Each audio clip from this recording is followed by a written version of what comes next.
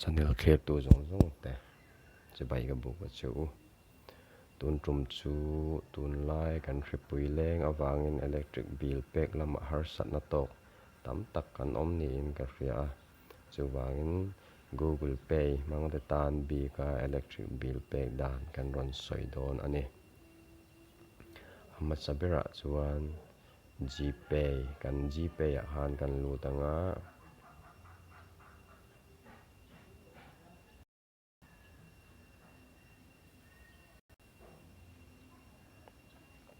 GPay a kan lut mek a ta hian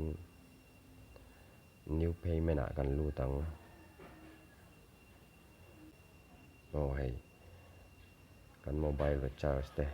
kan recharge ti to te aron lang ta bill payment a han heta electricity a hian kan lu tanga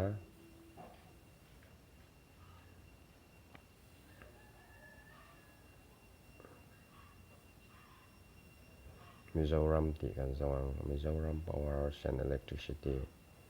konge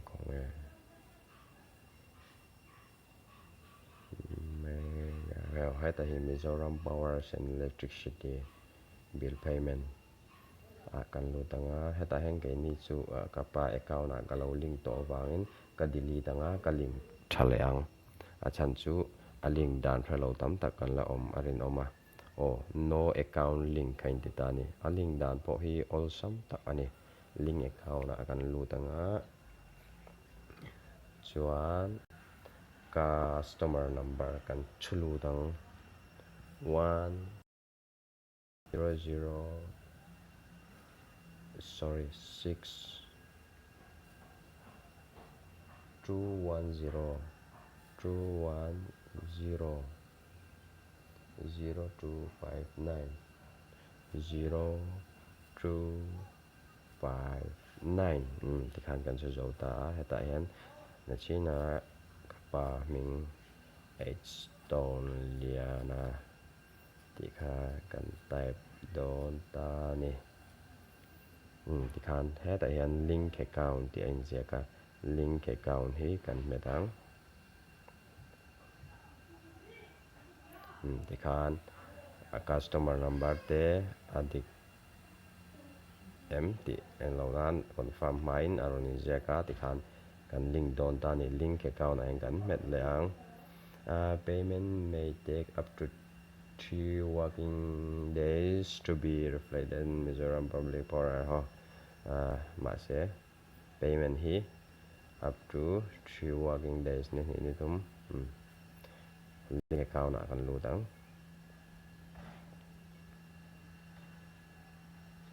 ti khan a link zong chu kan zo ta der maya ti chuan ama se ta hian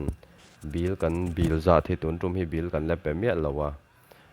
kan bill za thi alang lawa enge a chan ani kan ti chuan a chan electric department lampang ka han phone a kan je i lampang te an soi dan chuan Mizoram puma tu na hian boina kan tok me ka electric chung changa bill payment chung changa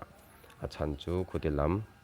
Guwahati lampanga enge moni khol lama fellow headline kan tiang chu heti lampang fellow wangin tuna hian boina kan to ka chumi wang chon hei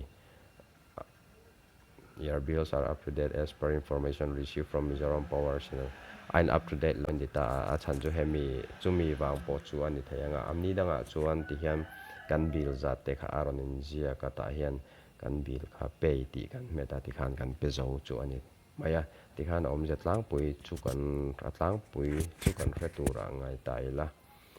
ke tu zong zong te video kan siam te hi khong aya min lo clear saka